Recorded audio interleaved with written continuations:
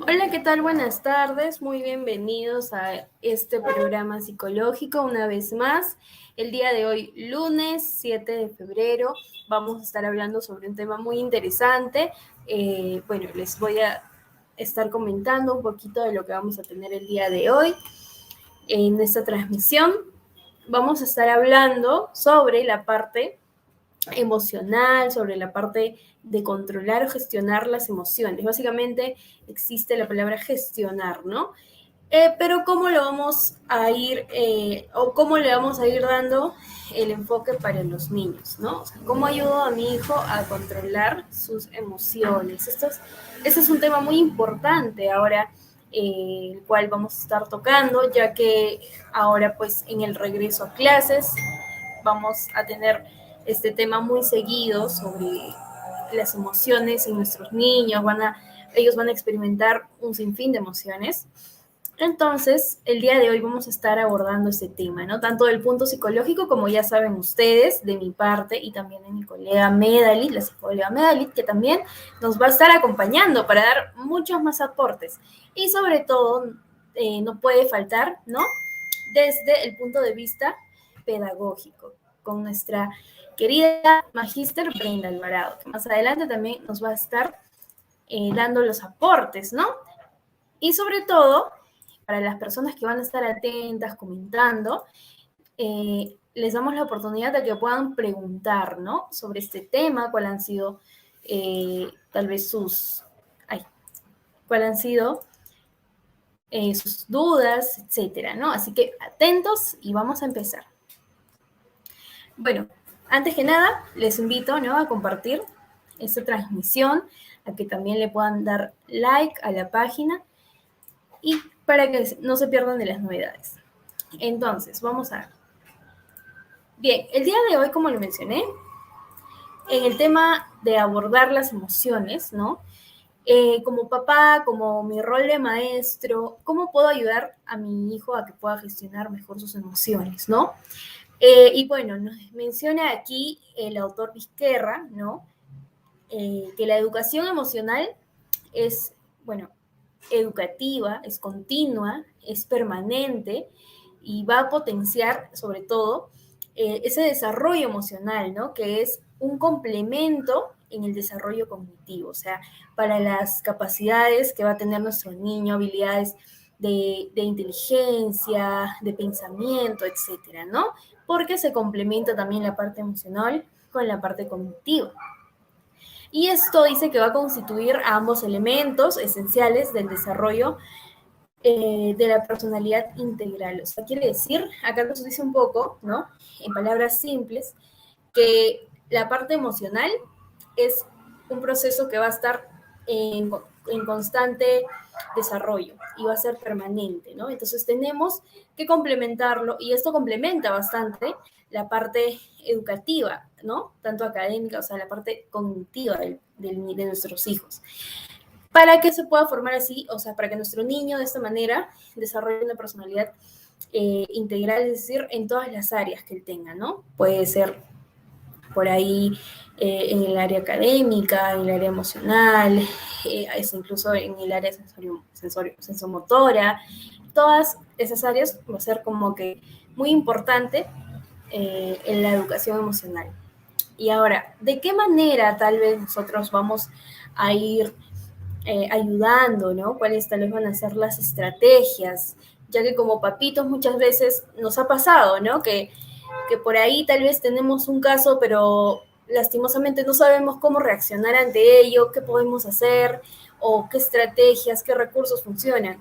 Y es que los recursos en sí van a ser adecuados a cada niño, porque ustedes saben que cada niño es diferente, ¿no? Cada niño que ustedes tiene una forma también de poder como que recibir ese aprendizaje o de poder como que recibir esa información por parte de los papás, que van a ser pieza clave para que puedan trabajar bastante la parte emocional, ¿no? Entonces, eh, viendo que muchos niños, ¿no? Yo quería hacer un hincapié un pequeño hincapié en esto, ¿no? Que Vemos sobre todo muchos niños que tienen dificultades para afrontar la parte emocional, ¿no? Y es que a veces también algunos niños han aprendido a comportarse mal porque les dan lo que quieren, ¿no? Eso es lo que mencionan, ¿no? Pero, sin embargo, también se dan por otra parte los niños que tienen problemas para mantener la calma. O sea, esto será porque usualmente estos niños son muy sensibles, ¿no? Entonces,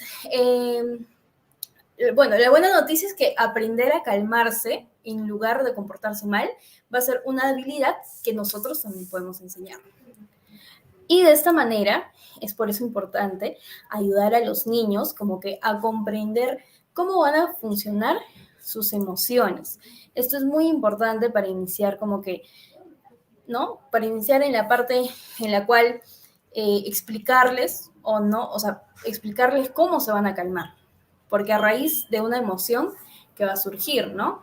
Entonces, ellos van a ir entendiendo cómo se da esta emoción y qué es lo que están sintiendo en ese momento, y si la llegan a comprender, ¿no? Y se la llegan a identificar, pues la van a poder controlar. Por otro lado, también tenemos, ¿no? Para los niños más pequeños, ¿no? Es útil que también usted describa sus propios sentimientos y modele cómo los maneja. Esto va tanto en la parte de que los papás también puedan enseñar con el ejemplo, ¿no? Es decir, tal vez si hay una emoción nueva, ¿no? Que va mi niño experimentando, entonces yo también, ¿no? Puedo enseñarle que cuando yo me enojo, yo lo manejo como mamá de esta manera. Entonces, que él también puede hacerlo de la misma manera. Y bueno, validación de emociones, ¿no? Es importante que usted valide los sentimientos de su hijo. Ah, ya. Ok. Un momentito. Y como le mencionaba, es importante que usted valide los sentimientos de su hijo, ya que de esta manera, o sea, vamos a poder ayudar como que a los niños a calmarse, ¿no? A que también se comuniquen, ¿no? Lo que sienten y sobre todo que acepten lo que están sintiendo en ese momento. Yo diría que la validación, ¿no? Es más que todo esa capacidad de poder aceptar, ¿no? Que por sí no es lo mismo que estar de acuerdo. O sea, la capacidad de que como papás podamos validar los sentimientos de nuestro hijo no quiere decir que vamos a aceptar que, por ejemplo, tenga una rabieta, grite, llore en algún momento, ¿no? Sino es más que todo se va por la parte de no juzgarlo por tener esa actitud, ¿no? Sino de poder como que entender ese proceso que lo va a llevar. Y bueno, también vamos a tener la parte en la cual nos dice ignorar activamente. A ver.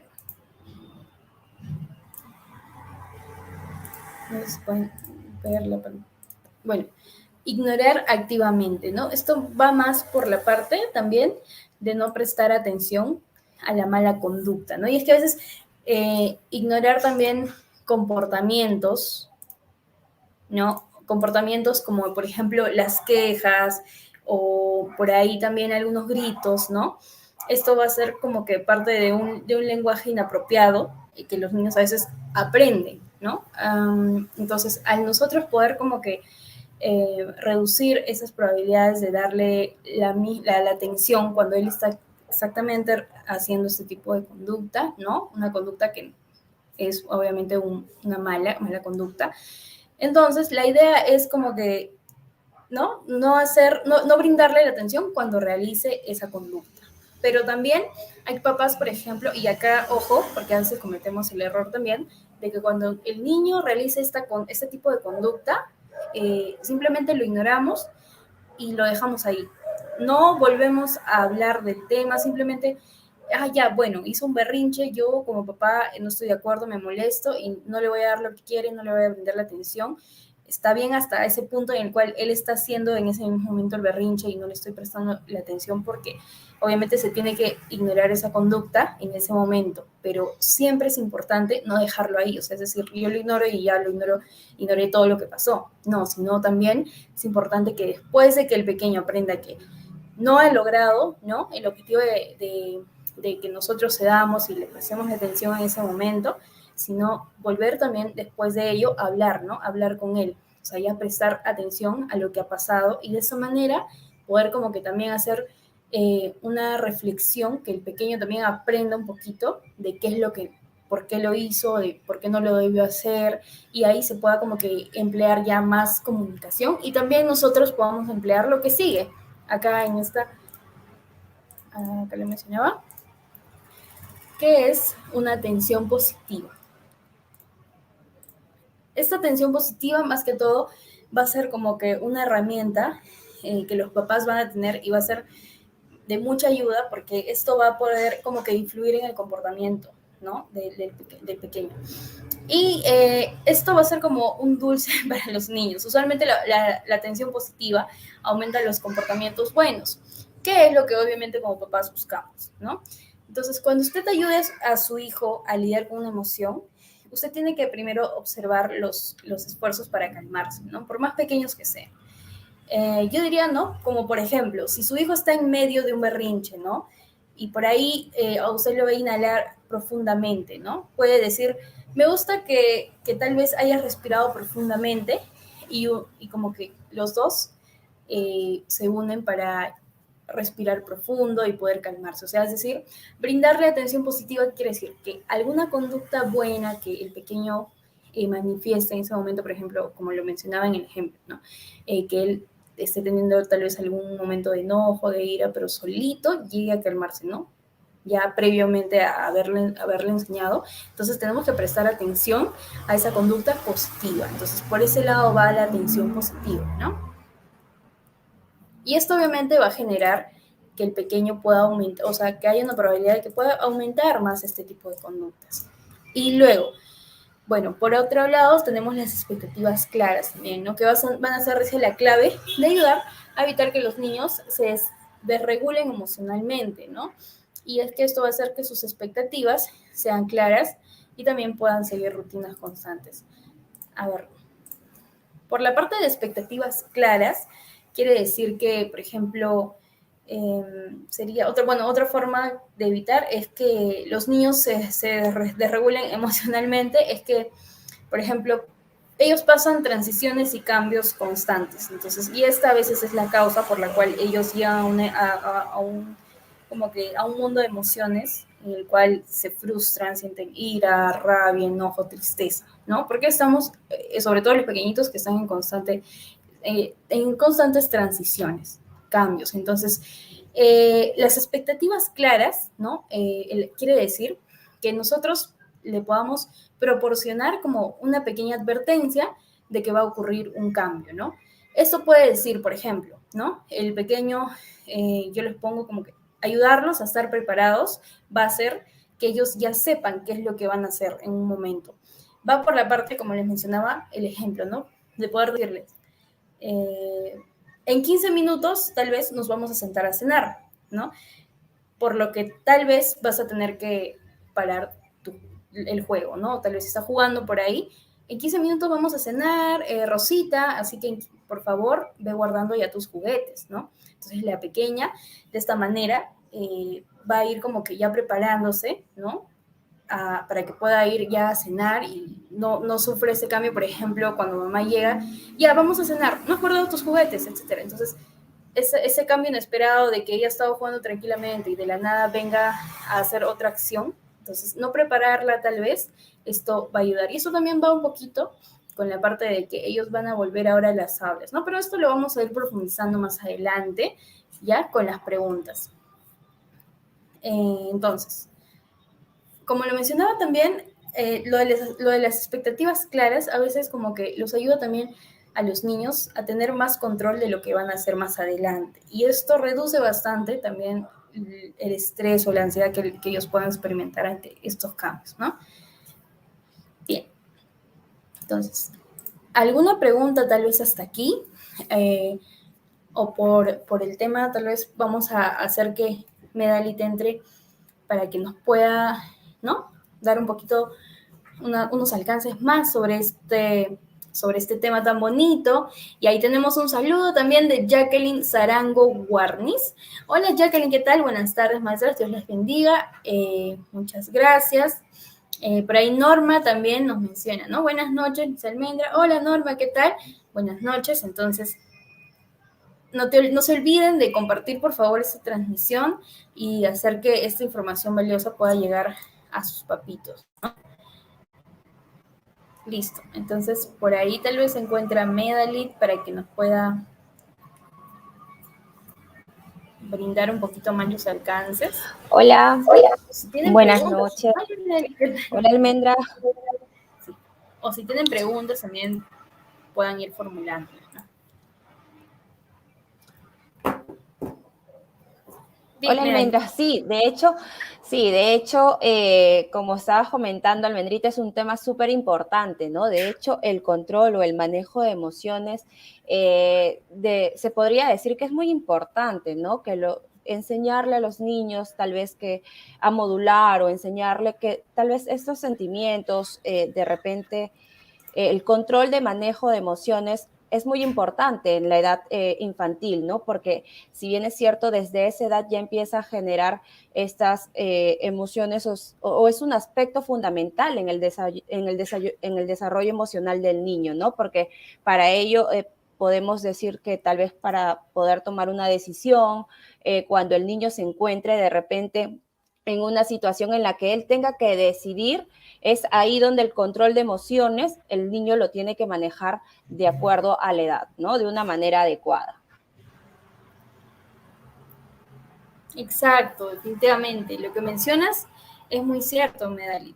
Entonces, también, por otro lado, tenemos que ahora, sobre todo, pensar bastante en el contexto de los pequeños, ¿no? Ahora de lo que se va a venir básicamente, el cambio grande que van a experimentar o van a afrontar. Entonces, imagínate, los papitos muchas veces no tienen las herramientas adecuadas, ¿no?